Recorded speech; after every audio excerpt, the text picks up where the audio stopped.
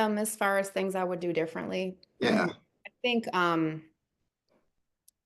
in the beginning when I first started out, I really felt like I needed to partner with other people because I felt like, oh, this person's been in the business for a long time. This person knows more than me. I can learn so much from these people. And a lot of times I found that that was definitely not the case. Mm, Um, I learned more so what not to do, because a lot of their internal processes were a joke.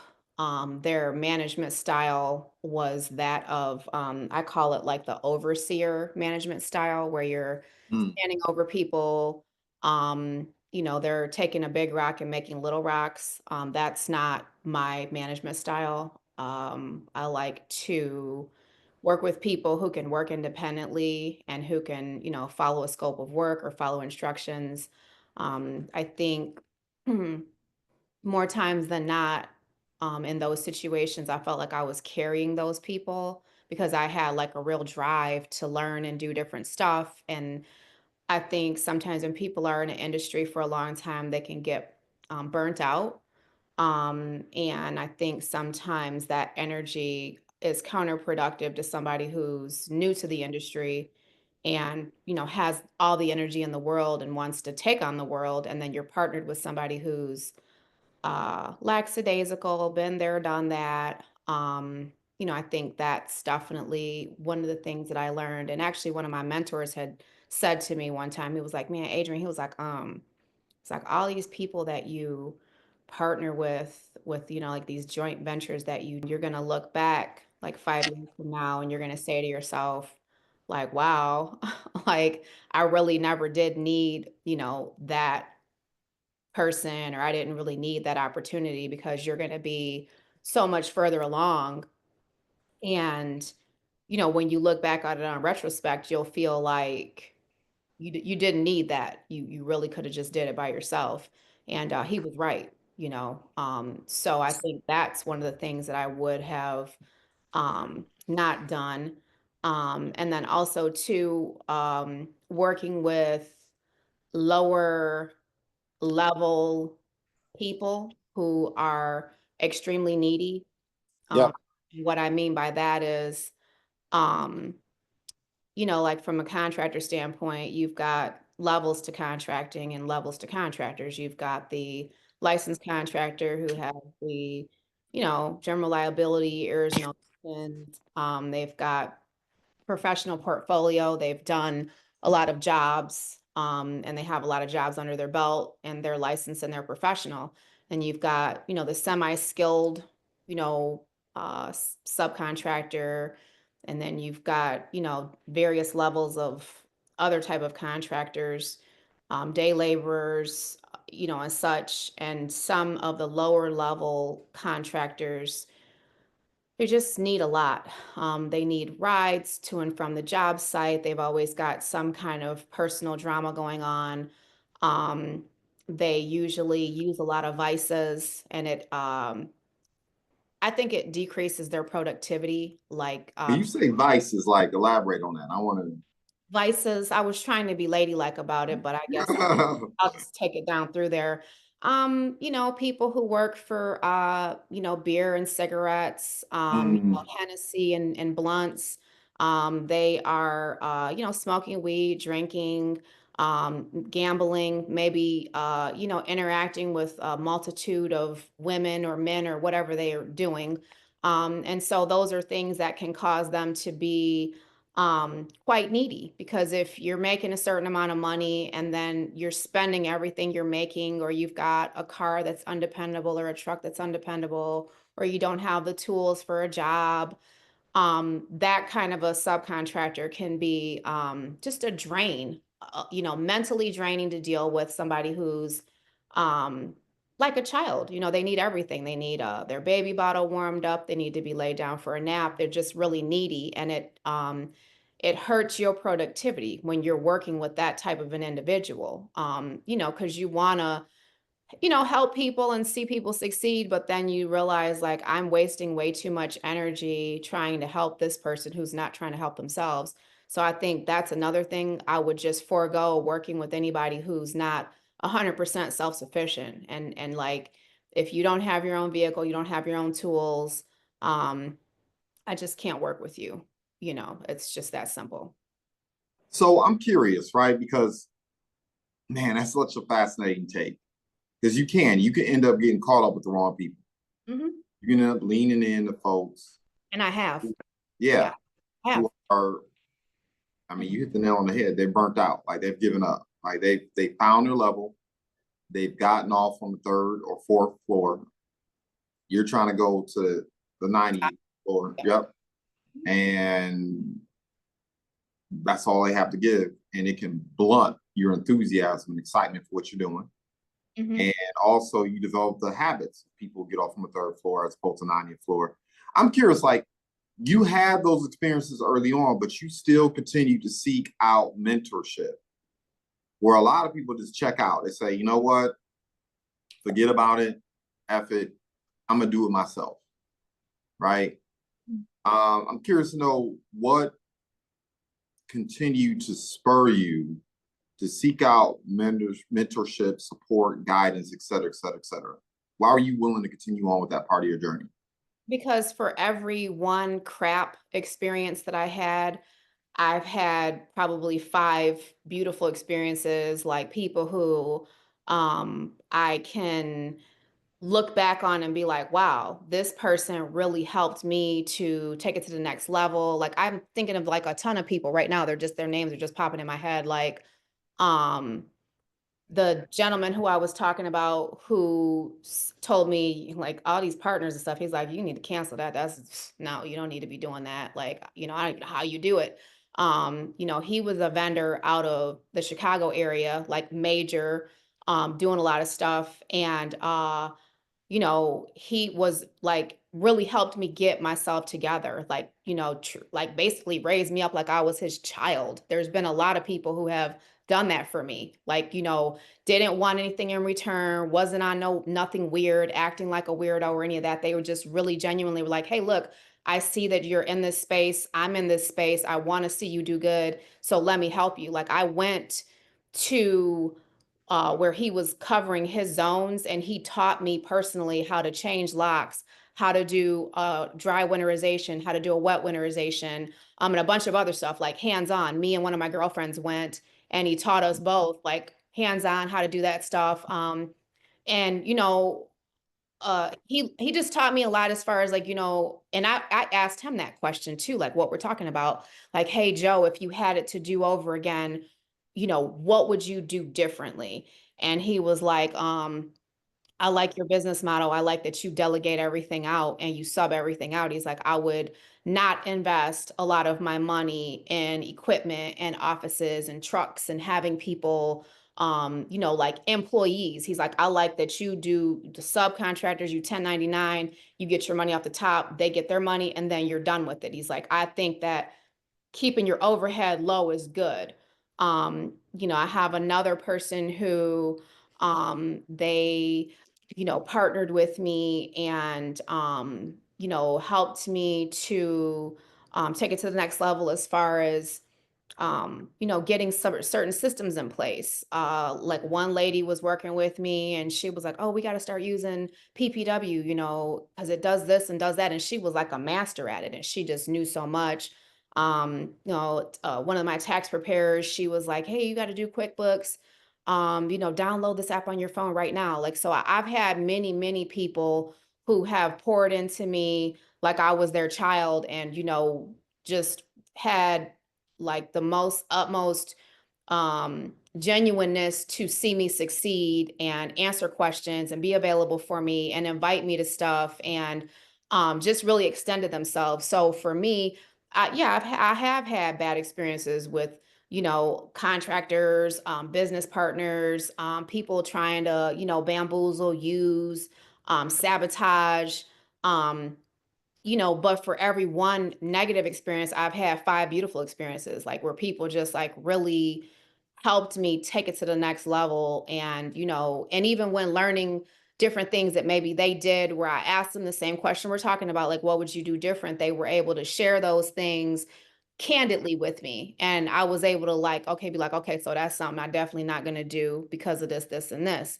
Um, Especially as it pertains to when you're working with a certain type of client and like maybe like with mortgage field service clients, sometimes you're on a net 30, net 60, and you don't ever want to be in a situation where like they're owing you a whole bunch of money and your business could like fold because they owe you so much money and you're steady fronting jobs. You want to pull back and be like, hey, look, we need to get these invoices resolved. We do accounts payable and receivable every 2 weeks.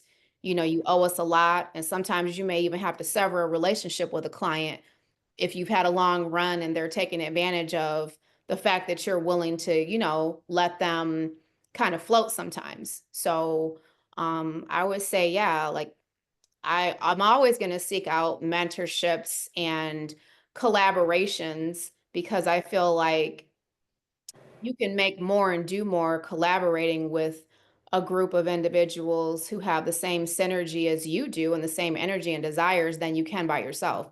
You can't be a lone wolf. A lone wolf in the Mhm. forest is dead.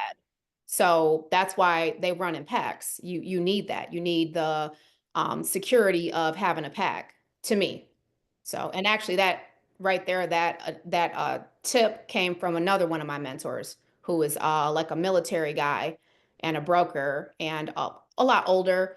But he had a lot of really good stories, like amazing stories. Because when he was born, he didn't even have civil rights. So, like hearing somebody that was born in that time and the stuff that they've done, and he's been an entrepreneur for like probably 50 years.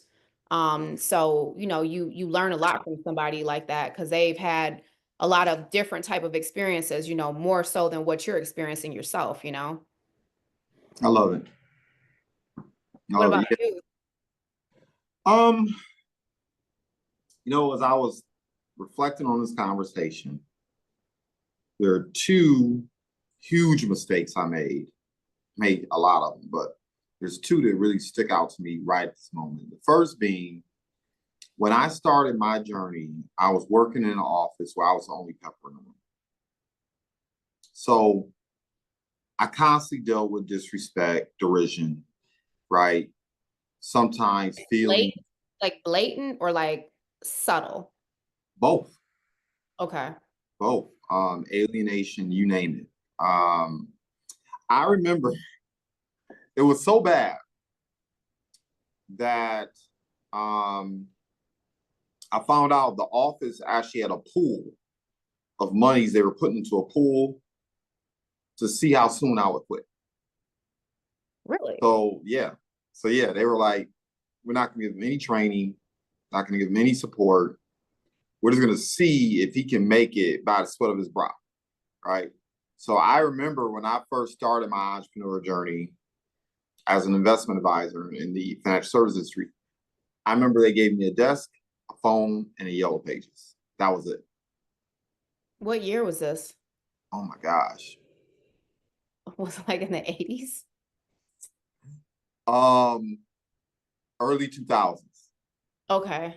And mind you, that's also when the .com bust transpired. So Okay. investment advisors had their tails between their legs. They were getting like beat down seriously for the bad bets people had made, right? It's the same nonsense you hear over and over again. Um, you know, get a good paying job, right? And we know that's an oxymoron, right? So I remember back then it was like get a good IT job, get a good software job, get a good job in that space, right? And you, in the .com space, and you don't have to worry about ever losing ever again. And we found out different, right? It was the same thing in 2008. I remember 2008 vividly because I would get into it all the time with people who were in the banking, mortgage origination, real estate industry. And what did everybody used to say? Get a good job in real estate or own real estate. The property values will never go down. You don't have to worry about nothing, right? And of course, we saw what transpired. Right? I'm thinking about even now recently, right? Following the pandemic, everyone used to say, get a good government job. right? Get that good government job. You don't have to ever worry about not, having food or money scarcity. And look, Here we regardless go. of how you feel about it, for better or worse, he just cut the education department. And we see people like, I'm talking to a lot of investment advisors who relied upon people who had government jobs on the state and federal level, and things going sideways in any respect. So I was in that kind of environment, right? And you had a couple transitions of leadership in the agency that I was a part of, and they became more willing to train. They became more willing to help out the least of us who were struggling and trying to figure it out, right? And I love that experience because that's where I developed a lot of my entrepreneurship mettle, right? Where I'm like, I'm not going to blame anyone. I'm not going to wait for anyone to help me. I'm going to learn what I need to learn. I'm going to develop the habits I need to develop. I'm going to figure it out, right? In that kind of environment. So that was a positive aspect of that environment. But like I said, on the negative side, you showing up to only pepper, it doesn't even matter. Like I remember, I was having like 5-figure days. I remember What's a after pepper? What's a pepper? like only pepper in a room. So I'm in a room full of salt and I'm the only pepper. Okay. Yeah. Okay. And I remember even after I had a $30,000 day in business, and I'm seeing people having $2,000 and $3,000 days, and they're getting awarded and recognition and support and this, that, and the other. I had a $30,000 day in business, like whatever, right? I can think of a couple quotes to echo those sentiments, but that's the environment I was in. Any quotes you want to share?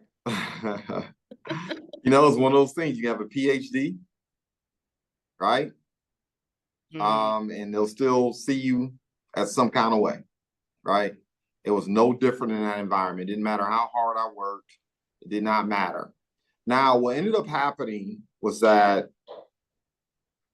in that agency, once again, there was a lot of transitional leadership. A new leader came on board, and his whole thing was a rising tide lifts all ships.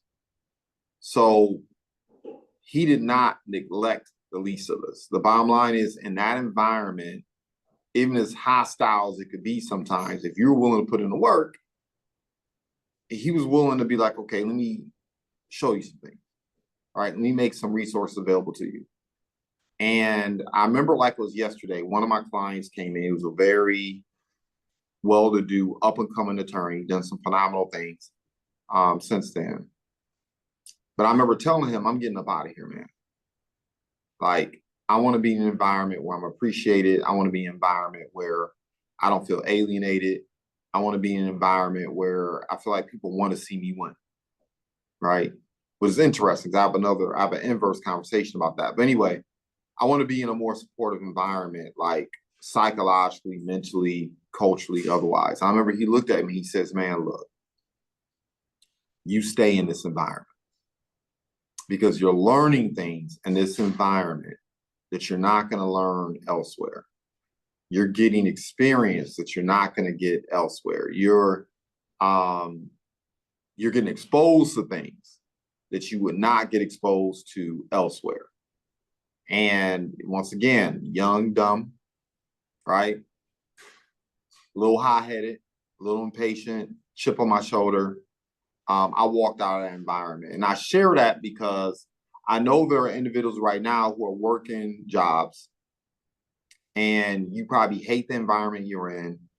It's not getting you, you're not moving at the pace you want to move at, right? It's not rapid enough. You may be feeling that way. Or you just may be like, you know what? I hate the people around me.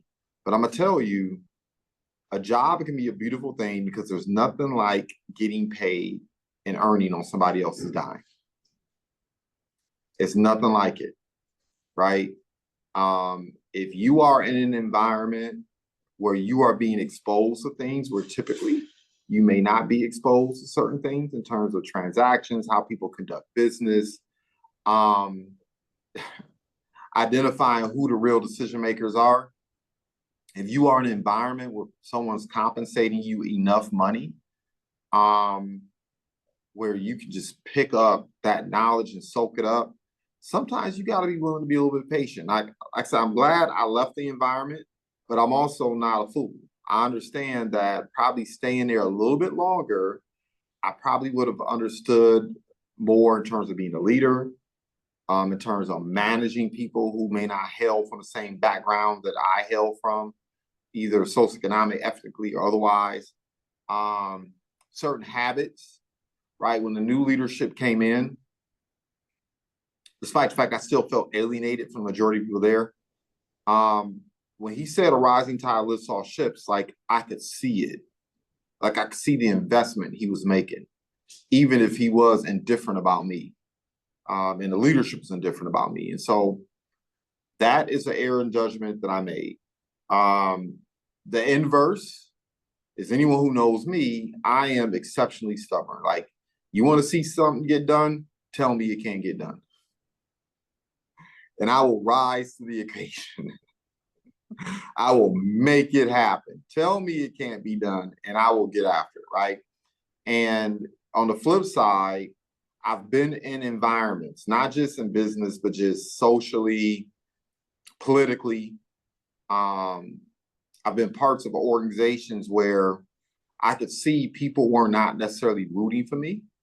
I could see that people didn't want to see me win, despite the fact that I've always had a synergistic effect. Like anyone who's being honest, if you've worked with me before, you've leveled up. It is very rare. Like I can probably count on one hand in 20 years of my entrepreneur journey where I can, maybe I could point to maybe 3, 4 people where, okay, it just didn't work out for whatever reason. But the uber majority of people whom I've ever interacted with in business and otherwise, for that matter, 9 times out of 10, probably 99% of the time, I've leveled them up, right? But man, there's something to be said, right? And I'm almost contradicting myself, but it is what it is.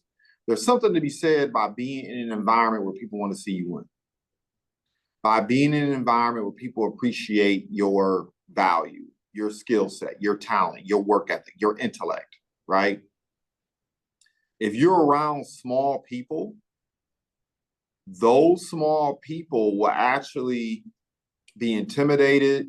They'll be even offended by the fact that you have the unmitigated nerve to reach higher and to want more and to raise the bar.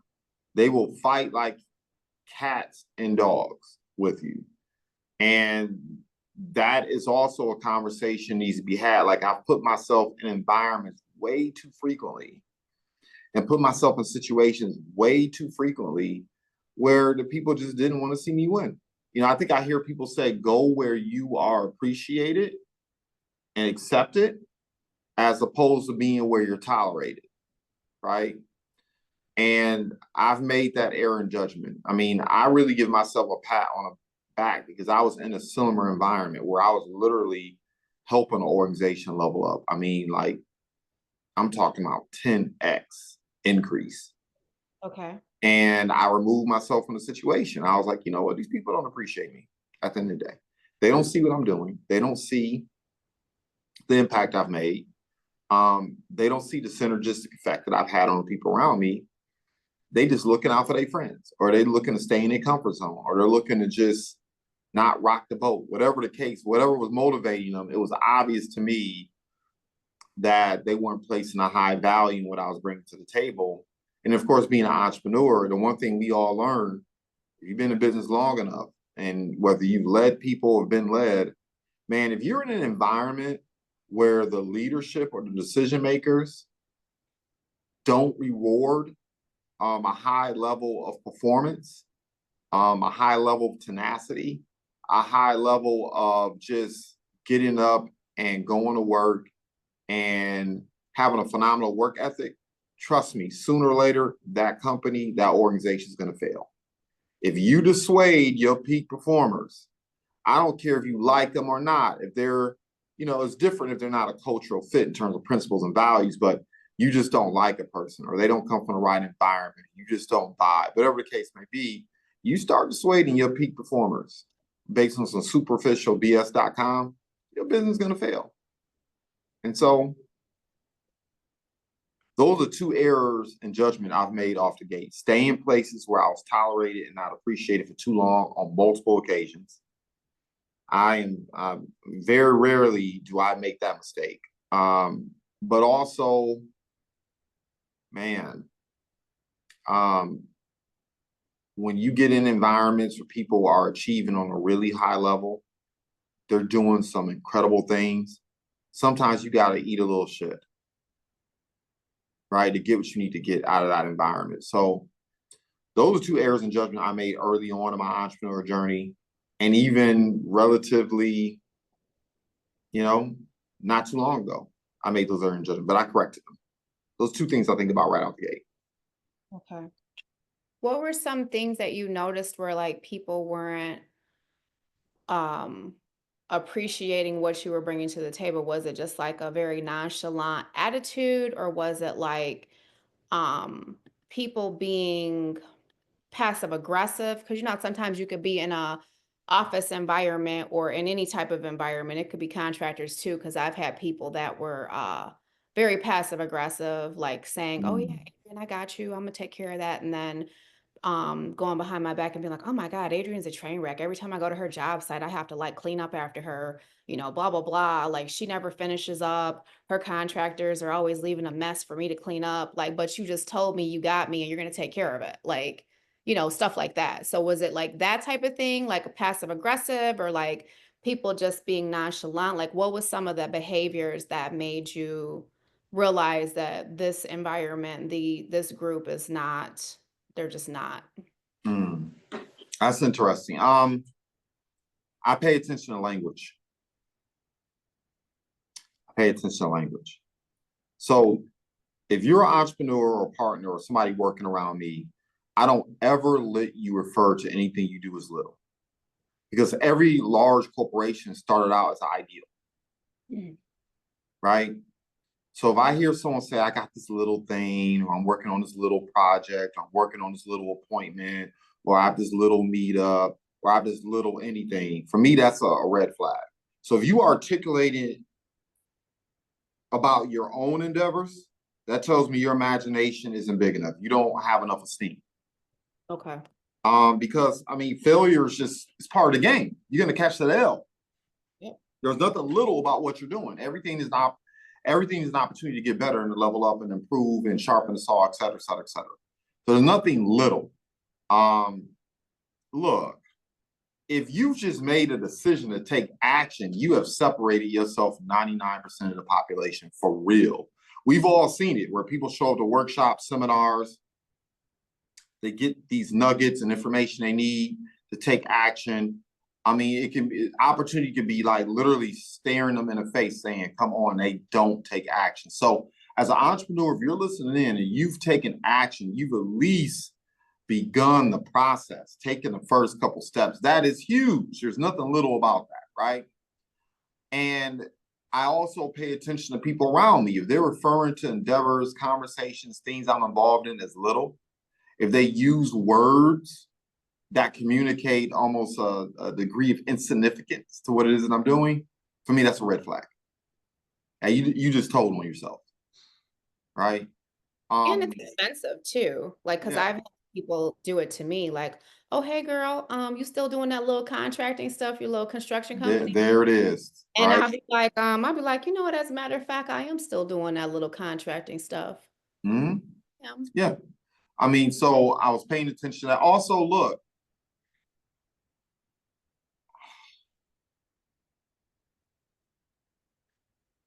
I am a stickler for time. If I know I'm going to be late, I'm going to send a notification. I'm going to send an email. I'm going to send a text. That's the majority of the time.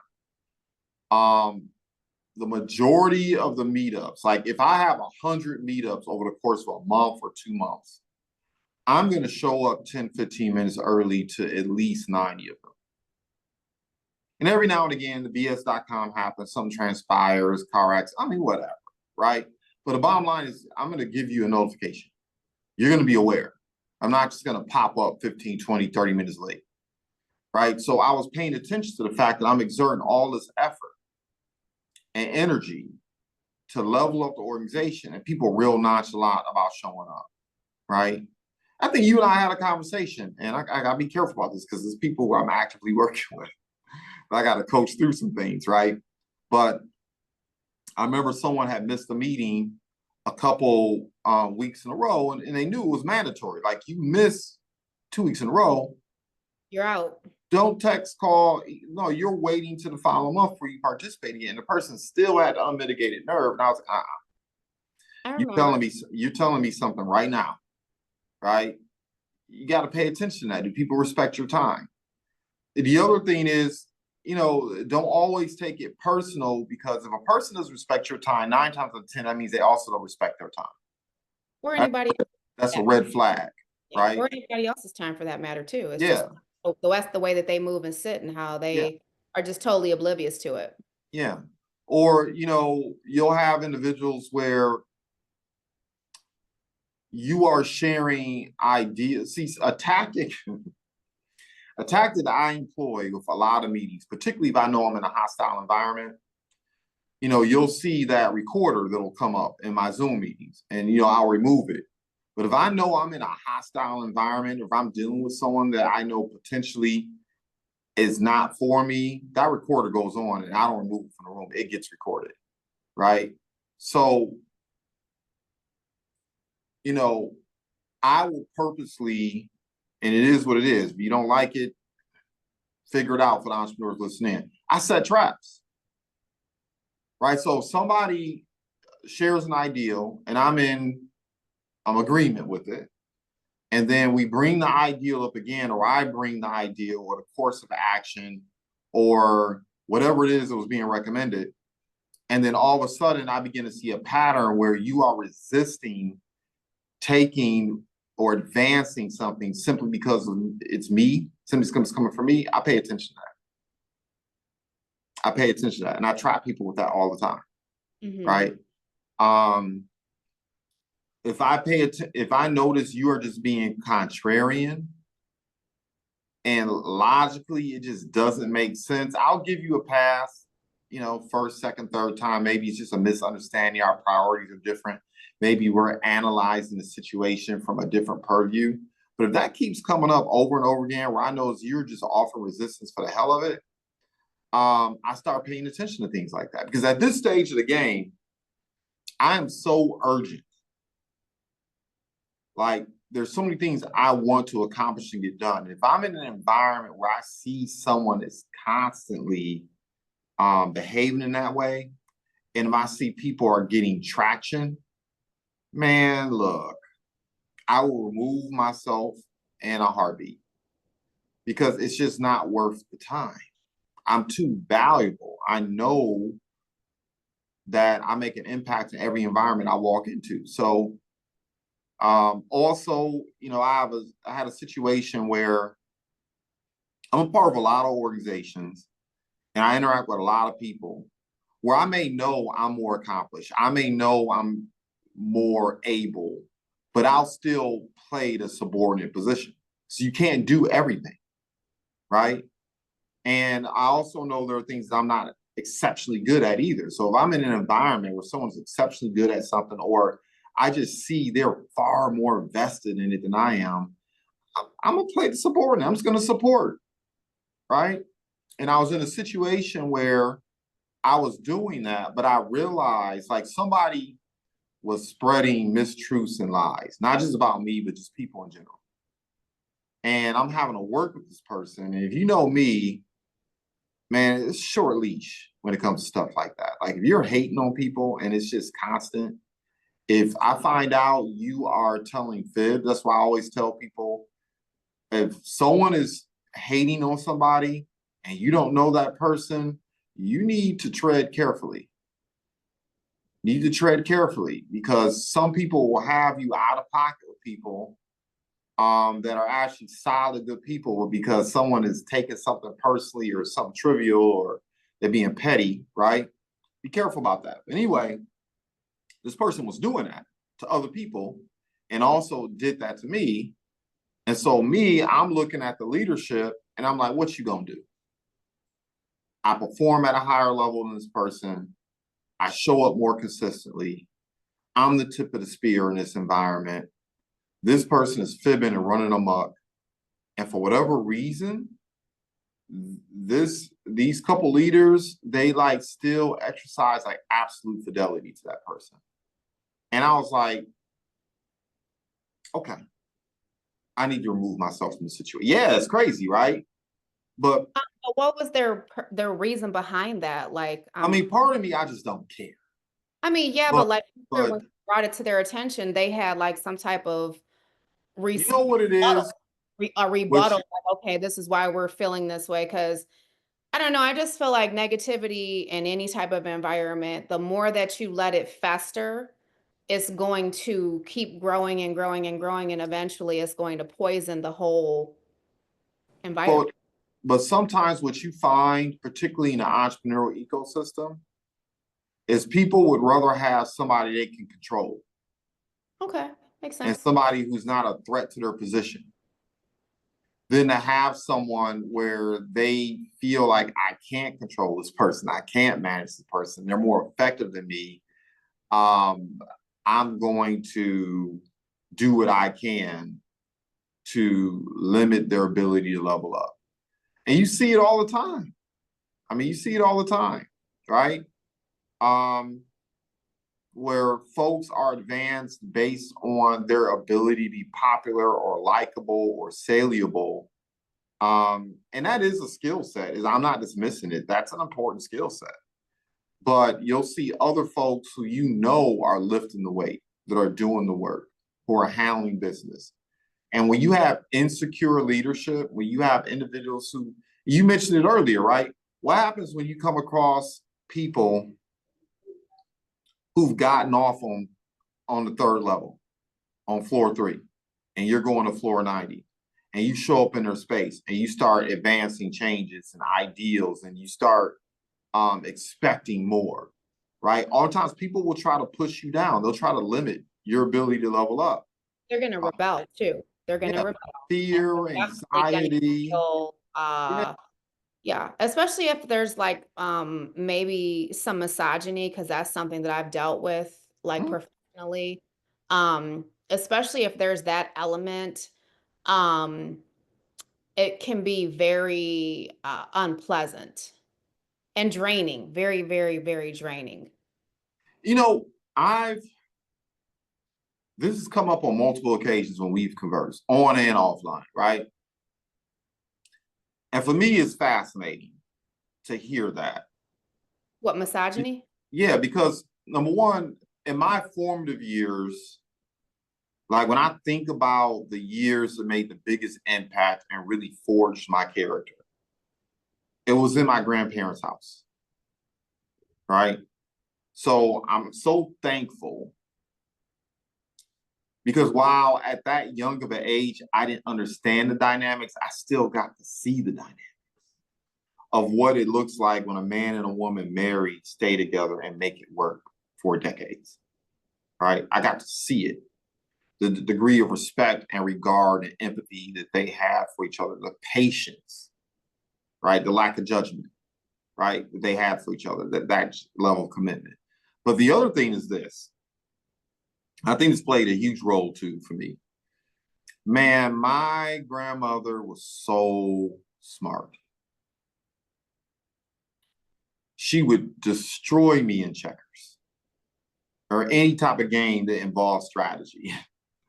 We had this volumes of encyclopedias. Me being a bit of a nerd, I like crushed that volume of encyclopedias. So I would read these encyclopedias every time every time they were available to me, and I would learn some things, and I would take it to her, and she would know what was in the encyclopedia. Like she was very informed, very knowledgeable. She didn't always let you know that she knew what was going on, but trust me, she was very astute, right? So I learned so the ideal of not respecting, I mean, at every level, I mean, at every organization that I've been a part of, I've always leveled up women. Not because I'm simping for them, but the bottom line is I don't care, man. If you're intelligent, if you work hard, if you're a person of impact, I don't care what your sex is. And so I've never had an issue seeing women crush it and win. And quiet as kept, I'm very patriarchal in many respects. But it doesn't stop me from recognizing knowledge and talent and intellect when I see it, right? Like, there's no way in the world I would have someone capable like you and as intelligent as you are and as industrious as you are disregard something that comes out your mouth. So for me, that's just like, wow. And I'll be honest, when I hear you talk about it, I'm like, it's just so I've seen it, I've observed it from a distance, but I guess in the environments that I operate in, it's so antithetical to what it means to be successful. That's crazy to me. I can't believe that you are in an environment. Let me rephrase that. It's not that I can't believe. It is surprising to me that you are in environments where people disregard the value prop that you bring, right? You'd be surprised. It's Yeah. happened a lot, and it's happened um so often that I'm somewhat numb to it just because Mm-hmm. I'm used to it. Um, and I do feel like a lot of people lose out because they're looking at it from the wrong perspective. They're looking at it from this perspective of like, oh, because that came from this person, I feel like it's not as valuable, or I'm not gonna implement that because this person, I just don't feel like they're on my level, especially with contractors sometimes. Mm-hmm. Because, okay, yeah, no, I'm not carrying a 90-pound bale of shingles on my back and bringing it up on the roof and laying the shingles and, using the nail gun. But trust me, I know the steps, I know how it should look. And more importantly, I can pull the permit and I have the general liability and there's no insurance to be able to get the job, get the contract. Yeah. And I think that's what a lot of people, especially like older contractors, um, Mm-hmm. like I've had people say stuff like, "Oh, well, I've been doing this since, you were crapping in your diapers or whatever." I'm like, "Yeah, you probably have doing it since I was crapping in my diapers." But I mean, it doesn't necessarily mean that you're more capable because of that. It means that at my age and with my gender, I've managed to level up and do things that you're not able to do. You're still in the field working by the sweat of your brow. I'm not. I'm in an office delegating and doing multiple jobs in multiple states and doing multiple businesses. So there must be some, a level of competency to be able to do that. And I think that a lot of times, especially in that industry and in that arena, it's very common. I've had like a inspector come on a job site and refuse to shake my hand or like give me like the look. Mm-hmm. I've had um, you know, people like a superintendent on a job, it was a commercial job, refer to me as a silly little girl, quote unquote, to another woman who was working on my job site. And of course, I guess we were the only pieces of brown rice in a, huge rice bowl. And Mm-hmm. she was very offended by it, and she called me and she told me, and I was like, I appreciate you calling and telling me, but I'm so used to stuff like that. I'm like basically numb to it. And she was like shocked. And I was like, yeah, I mean, it's happens all the time. But the one thing about that situation was that I'm a beast when it comes to um, like documenting stuff and having pictures to back up what I'm saying and doing per our conversation, recaps. And so at the end of that job, one of the superintendents had gotten fired because there was so much nonsense going on at this job site. And I really did feel like they were professionally trying to sabotage me, make me look incompetent. every step of the way. And if I hadn't been documenting and very meticulous about it, they probably would have succeeded. But because I had all of that backing me up and I was reaching out to other people about it, it didn't work. And, eventually that other person got fired because my contact person and one of my mentors was like, yeah, so and so they fired him. And I was like, oh, really? Wow. I wonder why. Mhm. So, you just have to, I guess just take it as a learning lesson. And sometimes strategically too, I'll play the back. Like, I will just pretend like I'm the one of the project managers. I don't ever interact and present myself. I'm the owner of the company. I don't, that's not, especially in that type of setting, it's not beneficial at all. Or I'll just play the role of like an office flunky or an office minion, like, oh, I just do the paperwork in the office, whatever. That way people are kind of more comfortable with, you know, the interaction, I think.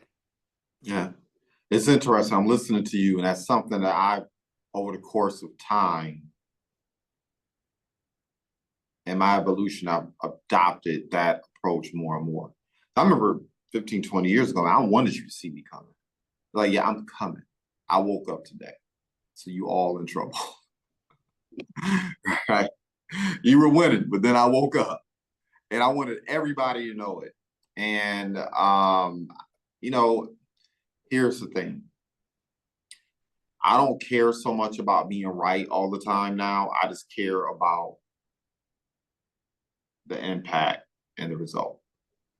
Whereas before, I spent a lot of energy and time early on in my entrepreneur career, just in general. If I believed I was right, I wanted to win that battle, win that point, right? Whereas now, I could care less. You want to be right, fine, but let's get to executing, get this thing done, right? Um, you'll spend a lot of time, man, trying to win battles. It reminds me of a book. I think it's by Patrick David, Bet David, but choose your enemies wisely. That's the name of the book? I believe it is. Let's look it up. Okay. So choose your enemies wisely. So choose. I know it's him.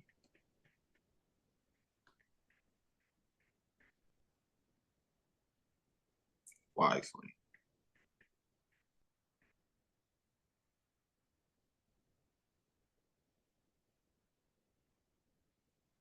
No, I don't want to do that. Yep, Patrick Bet David. Choose your enemies wisely. I'd spent a lot of time choosing wrong enemies. Choosing wrong enemies, right? Winning battles.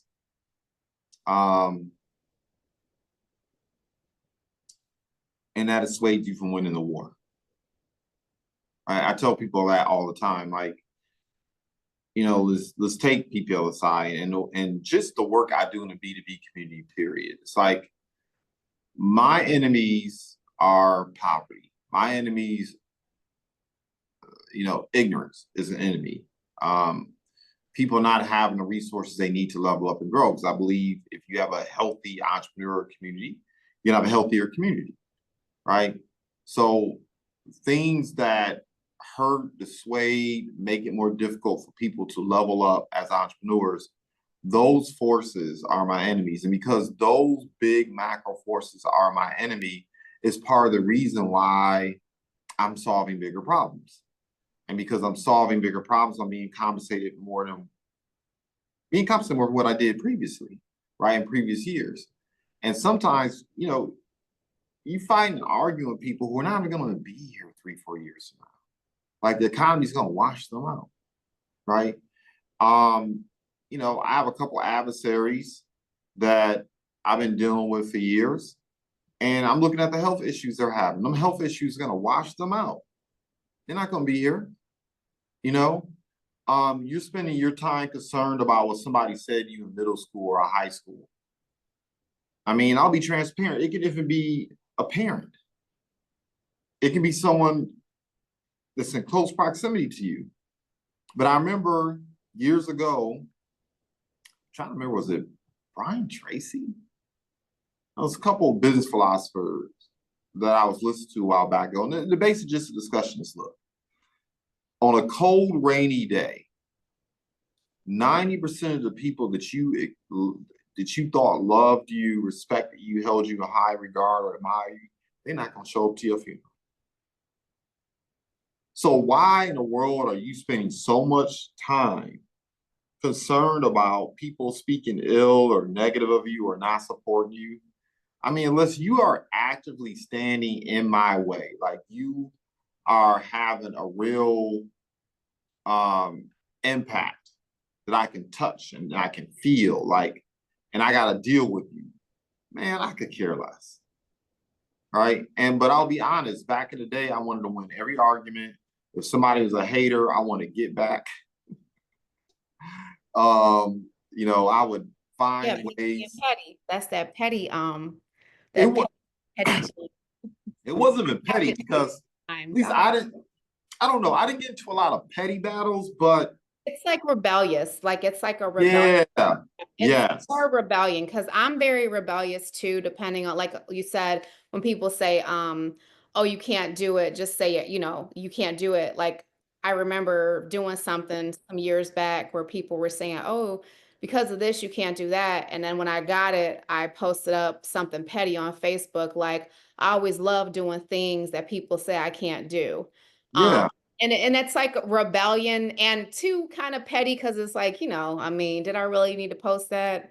Not really. yeah, But I felt like, man, I'm about to post this to let you haters see your girl in action. yeah. I And get it's just not an economical use of your time and energy, but also psychologically, right? Because what you think about, you bring about. The things you think about, um, man, have such a tremendous impact. And I just refuse to allow people to live rent free behind my eyeballs. Like if I'm thinking about you, you better be paying some rent. And the rent is support, the rent is contribution, the rent is edification, the rent is positivity. You got to be contributing something. If you're not contributing something positive to my being able to achieve my goals and uplift who I want to uplift, man, it's too expensive for you. Right. And I will willingly admit early on, I let too many people occupy too much space, too much.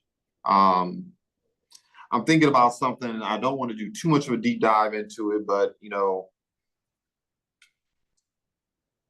from just being a man, right? There's this scene, and I think I love my wife. It was Chris Rock, and I'm trying to remember what's the name of that actress that played in Scandal. Um, anyway, in the movie, um, he's being reprimanded by you know somebody higher up in the company, and the guy says, you'll lose a lot of money chasing women, but as long as you have your money, basically, as long as you get your stuff right, there'll never be a shortage of them. And I see a lot. I mean, man, I can't even say I was chasing women. I've never had to quote unquote chase women. But as a man, if you are entertaining too many women, if you are out here playing the field and being stupid and silly, man, there's serious consequences for that. There's serious consequences for that. You'll pay, like, I've paid a hefty price for not understanding what my value prop really was.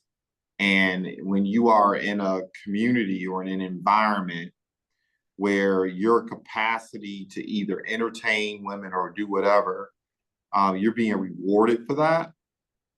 Um, Man, that is costly.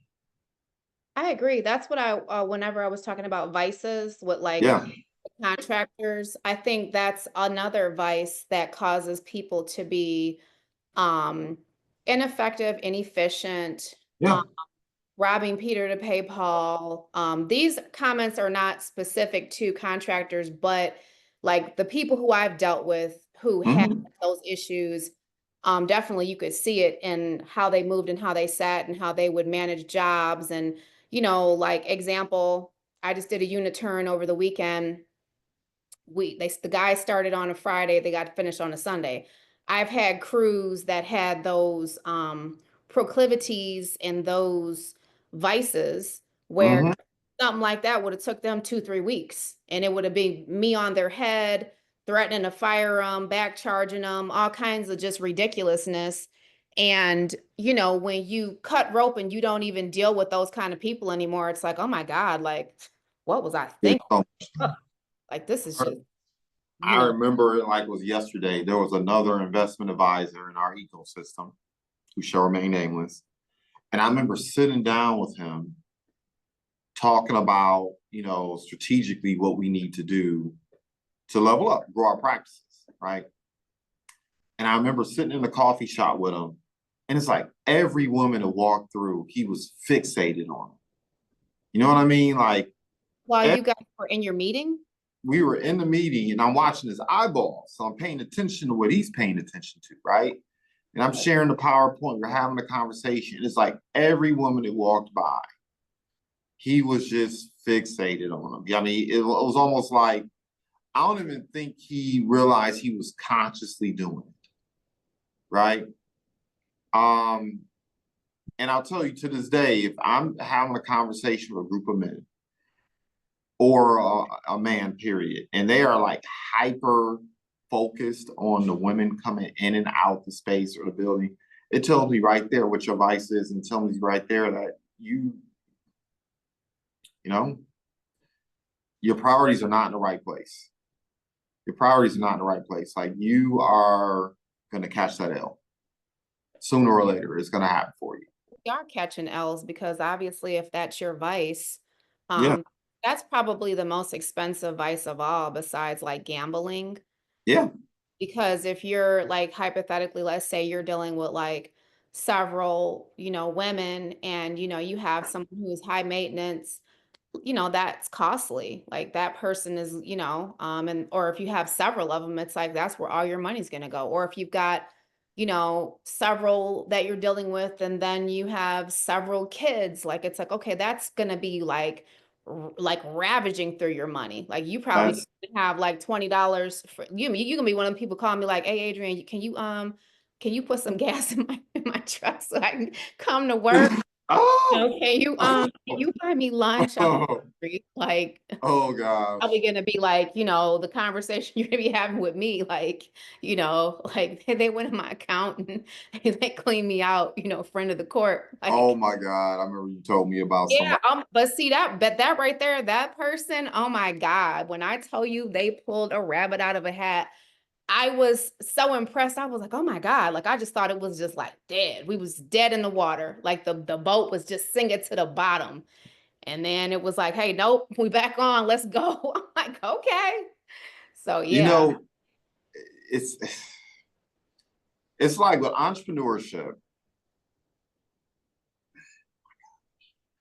when you're successful as an entrepreneur, it's easy to start drinking your Kool-Aid. You start drinking the Kool-Aid. Like you think you deserve success. You start thinking, I can't miss. You start thinking, I can't lose. I'm the special, right? I guess when you've been in business as long as I have and experienced the ups and downs that I've had, but also seen so many people who were winning and on top crash out, you realize how thin the margin is. Um, I don't necessarily look, luck is a real thing. Like obviously you get luckier if you work hard and do the right things, right? You get luckier. But wrong place at the wrong time, right place at the right time. The margin for error is just so small.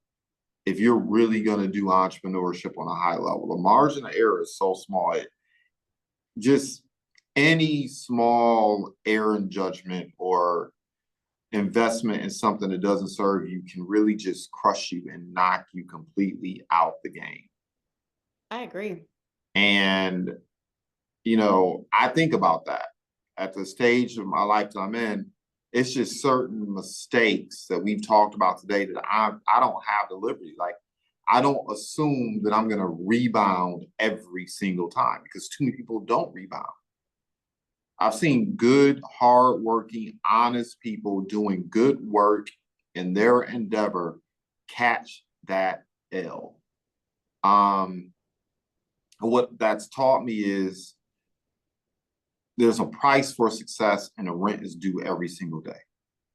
And you miss too many days because you're out here effing around and not focused on the right things. And there's a hefty price to pay. I agree. Yeah. So, as we were having this conversation, that's been a theme that I've been thinking. It's been running through my mind the entire time. It's like, I mean, you have to stay humble, you know what I mean? yeah. Like, fairly important because, like you said, you've seen a lot of successful people take L's and not recover, and so have I. And we both have had ups and downs. I've had some times where, like couple contracts went like totally sideways, ruined the relationship with the investor. And, you know, it's like one of those things where you're like, damn, it was unavoidable, not anything that I would have wanted to happen.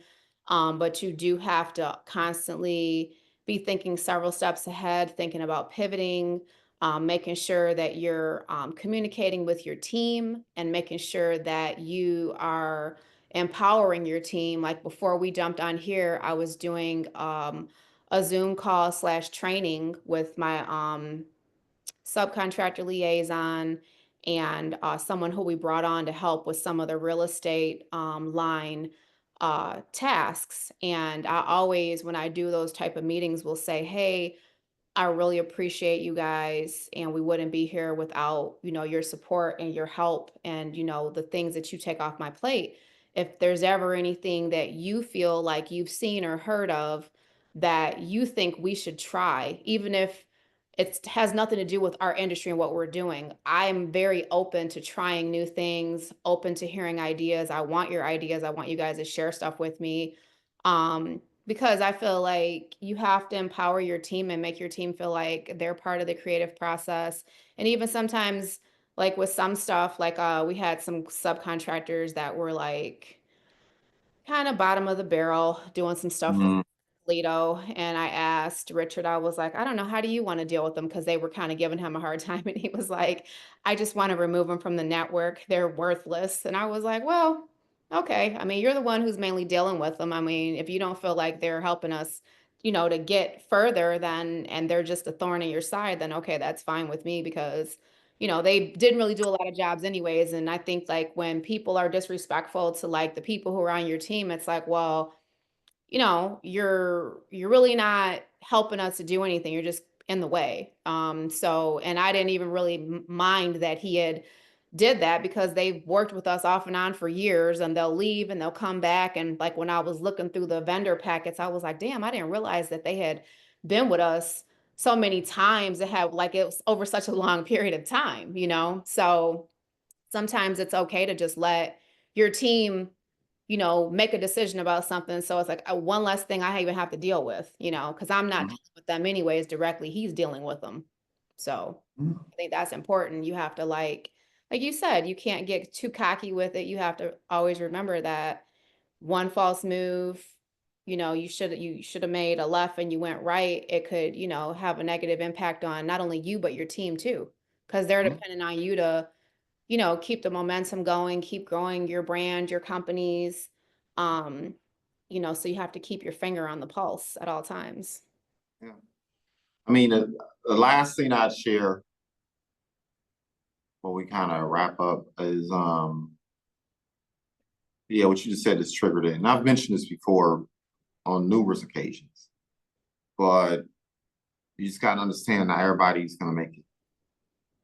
Oh, absolutely. Not everybody's going to make it. The people you hung around when you were earning 30K, Those people are not going to be around when you get to 100.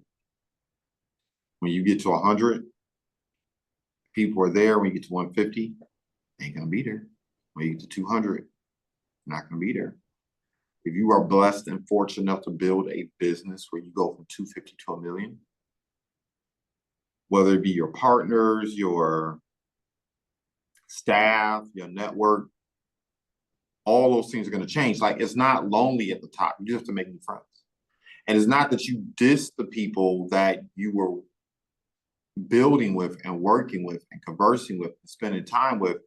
But as you begin to level up as an entrepreneur, your priorities change and your responsibilities change. And the Absolutely. more responsible you become for people, particularly if you're in a business where you're dealing with 5, 10, 20, 100, 200, 500, 1,000, 5,000, 10,000, whatever the case may be, man, you begin to realize how slim or how small a margin for error is. You can't tolerate energies that can detract and deter from you. And that's tough. Like that is something that up until maybe very recently, I've finally been able to shed myself of that error in judgment. Because there are many times where I could have leveled up and grown or expanded, um, achieved certain things, and misplaced loyalty for individuals who are not willing to pay the price to come along. Definitely, I definitely, think we all have. I think we all have, especially yeah. people from like an underserved community. You didn't your natural desire is to, oh, this person have this Mhm. relationship with them. I want to bring them with me. I want to see them do good too. But a lot of times that's just not enough because if they don't want it for themselves, you can't want it for you and them. Yeah. And a lot of times they will feel like you're doing too much or you are trying to like force feed them, you know, stuff that they don't Mhm. really even have a desire to do, Yeah. it When you hear that doing too much, look, you listen to this, you hear somebody tell you doing too much. Sometimes it's true, but sometimes you need to raise the eyebrow. well, sometimes it's just like, well, I mean, the opposite end of that is you're just not doing enough. Yep, So I there mean, it quite is. frankly, like, if you don't desire to improve yourself and be the best version of yourself on a daily basis, that's cool. Dale, disfrútalo, hazlo. It's all good. Mhm. But not everybody is on that, and not everybody feels the same way about that. Everybody else, like, I know you want to be the best version of yourself. I definitely want to be the best version of myself. So when people say stuff like that, it is a red flag, and I'll be like, oh, okay, well, I'm glad you told me how you really feel, and I'll proceed accordingly. And I'm not offended by that person giving me their honest assessment that, because I always say to people too, like, especially in my like inner circle, people who I talk to all the time, I'm not for everybody. To some Mhm. people, I am too much. To some people, they'll be like, oh, her, no, not at all. Okay, cool, no problem. That's Mhm. fine with me. Like, I'm not for everybody, Mhm. so, and I'm sure for you too. It's like, like you were talking about the people who are acting weird and doing all the kind of weird stuff. Like, okay, I mean, you don't vibe with what I'm trying to do. That's cool. Like, you stay in your lane, I stay in mine, and I'm going to continue to, grow with the people who want to grow with me. It's just, Yep. I'm not going to waste energy on, spilled milk or sour milk for that matter. If it's not a good fit, it's not a good fit. And it's not to say that I'm right and you're wrong. It's just we're different and we can agree to disagree and, respect, whatever that other person's thoughts are and move forward and not waste any more energy on it. If it's honestly for me, most time, like especially right now, if it's not an income generating opportunity or something positive where I can feel like I've learned something, I just don't have the energy for it. I really don't. Um, Great. I just don't. And I'm not going to waste.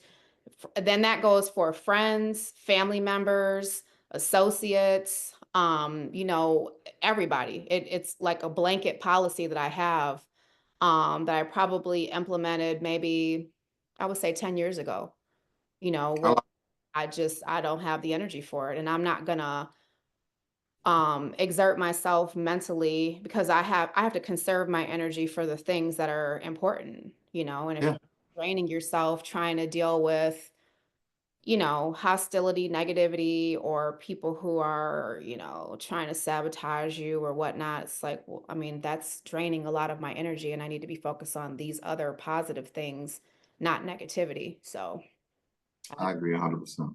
yeah. Yeah. So, as usual, we can go on and on, but I'm looking at the time. I got, I know you have stuff going on. I do too. I'm Um, speaking to but what I will say for the listeners, so once again, if you have been with us this far, you know what to do. Hit that like button, hit that subscribe button, hit that share button. Sharing is caring. Let the universe and or the algorithm know that you receive value. And of course, the more you plug in, the greater the audience grows, the more we're able to do more and bring more value to you as our listener audience. So celebrate success in advance. Goodbye for now.